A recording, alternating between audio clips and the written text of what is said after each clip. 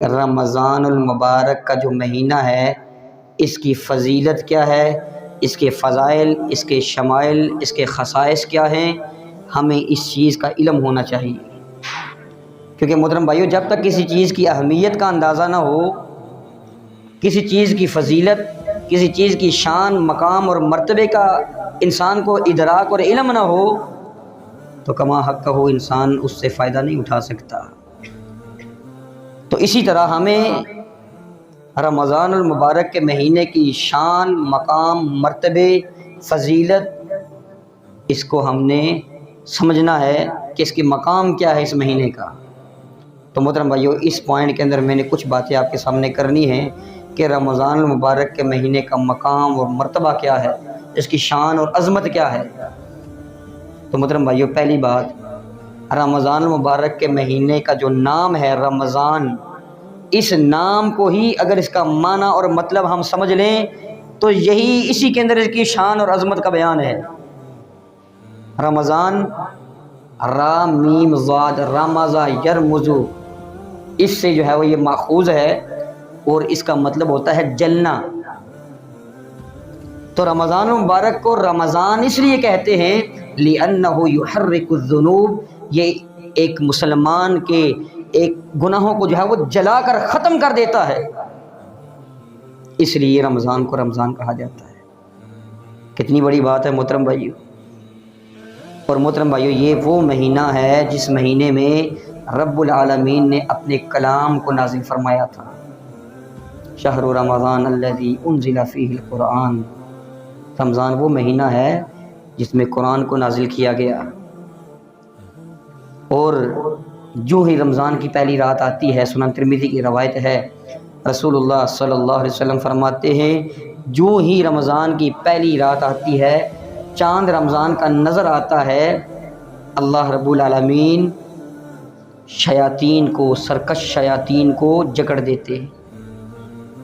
سرکش شیاطین کو اور سرکش جو جن ہوتے ہیں ان کو اللہ رب العالمین جکڑ دیتے ہیں۔ وَغُلِّقَتْ أَبْوَابُ النَّارِ، جہنم کے سارے دروازے بند کر دیے جاتے ہیں، ایک دروازہ بھی کھلا نہیں چھوڑا جاتا۔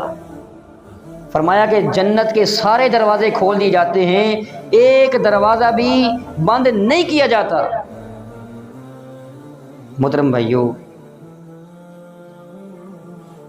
یاد رکھیے گا، یہ جنت کے دروازے کھلنا، جہنم کے دروازے بند کر دینا، یہ دو طرح سے ہوتا ہے۔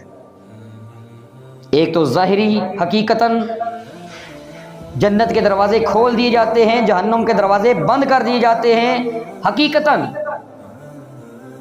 اور محترم بھائیو، ایک مجازن بھی ہے کہ ایسے کام جو جنت میں لے کر جانے والے ہیں اس مہینے میں آسان کر دیے جاتے ہیں۔ نیکی کرنا انسان کے لیے آسان ہو جاتا ہے،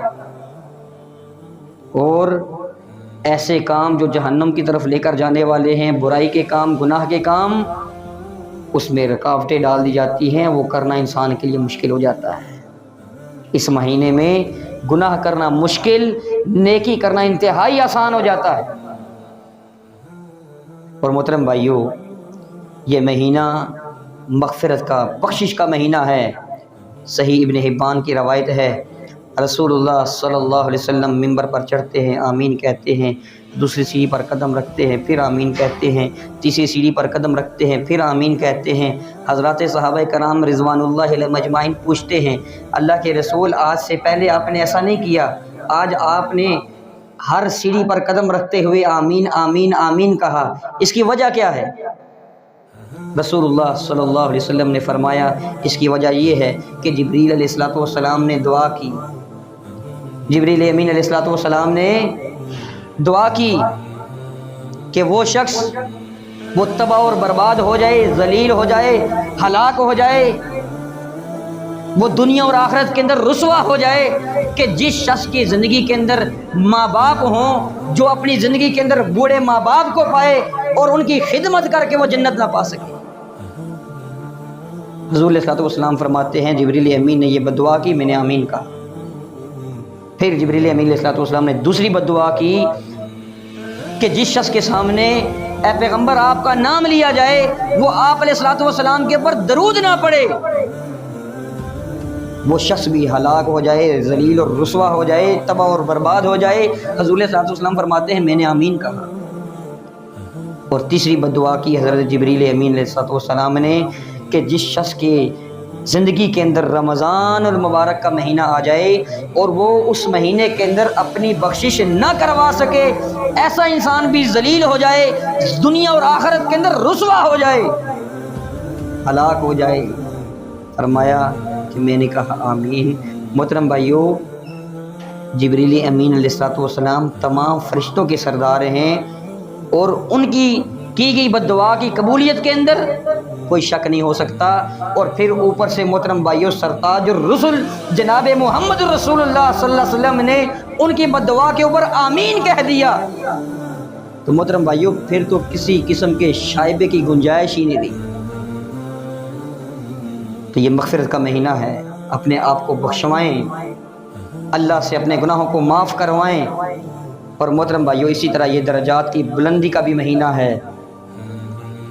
سنن ابن ماجہ کی روایت ہے، دو شخص حضور علیہ الصلوۃ والسلام کی خدمت میں حاضر ہوتے ہیں اور ایک ہی وقت میں مسلمان ہوتے ہیں۔ ان میں سے ایک شخص وہ بہت زیادہ عبادت گزار، بہت زیادہ نوافل کا اہتمام کرنے والا، ذکر اذکار کا اہتمام کرنے والا، اور ایک شخص اس کے مقابلے میں کچھ کم تھا، فرائض کا اہتمام کرتا تھا، بس فرض نماز پڑھ لی، فرض روزے رکھ لیے، نوافل کا اتنا اہتمام نہیں کرتا تھا۔ لیکن اللہ کا کرنا ایسا ہوا، جو بہت زیادہ عبادت گزار تھا وہ شہادت کی موت بھی مرا، وہ شہید بھی ہوا۔ بہت زیادہ عبادت گزار بھی ہے، نوافل کا اہتمام کرنے والا بھی ہے، اور اوپر سے شہادت کا درجہ بھی اس کو مل گیا۔ اور 1 سال کے بعد وہ جو کم عبادت گزار تھا وہ طبی موت مر گیا، عام موت مرا، شہادت کی موت نہیں۔ ایک شخص نے خواب دیکھا، ایک صحابی نے خواب دیکھا کہ وہ شخص جو 1 سال کے بعد فوت ہوا ہے، کم عبادت گزار بھی تھا، بہت زیادہ نوافل کا اہتمام نہیں کرتا تھا، اور عام طبی موت مرا، وہ شخص پہلے والے شخص سے پہلے جنت کے اندر چلا گیا، اس شخص سے پہلے جنت کے اندر چلا گیا کہ جو شخص زیادہ عبادت گزار بھی اور شہادت بھی اس نے حاصل کی، شہادت کے مقام پر بھی پہنچا۔ وہ صحابی کہتے ہیں کہ میں بڑا حیران ہوا، اللہ کے رسول صلی اللہ علیہ وسلم کے پاس چلا گیا صبح، اللہ کے رسول مجھے یہ بتائیں کہ میں نے یہ خواب دیکھا ہے، اب اس کی تعبیر آپ بتا سکتے ہیں، اس کی وجہ آپ بتا سکتے ہیں، اس کا سبب آپ بتا سکتے ہیں؟ حضور علیہ الصلوۃ والسلام نے فرمایا اس کی وجہ یہ ہے کہ یہ جو بعد میں فوت ہونے والا شخص ہے، طبی موت مرا ہے، کم عبادت گزار بھی ہے، اس نے 1 سال کا عرصہ زیادہ گزارا ہے، اور 1 سال کی اس نے نمازیں ادا کی ہیں، اس نے رمضان مبارک کا 1 مہینہ اضافی بھی اپنی زندگی کے اندر پایا ہے۔ اس وجہ سے یہ اس شخص سے پہلے جنت کے اندر چلا گیا جو اس سے زیادہ عبادت گزار بھی، شہادت کی موت بھی مرنے والا، یہ اس سے پہلے جنت میں چلا گیا۔ درجات کی بلندی کا مہینہ ہے۔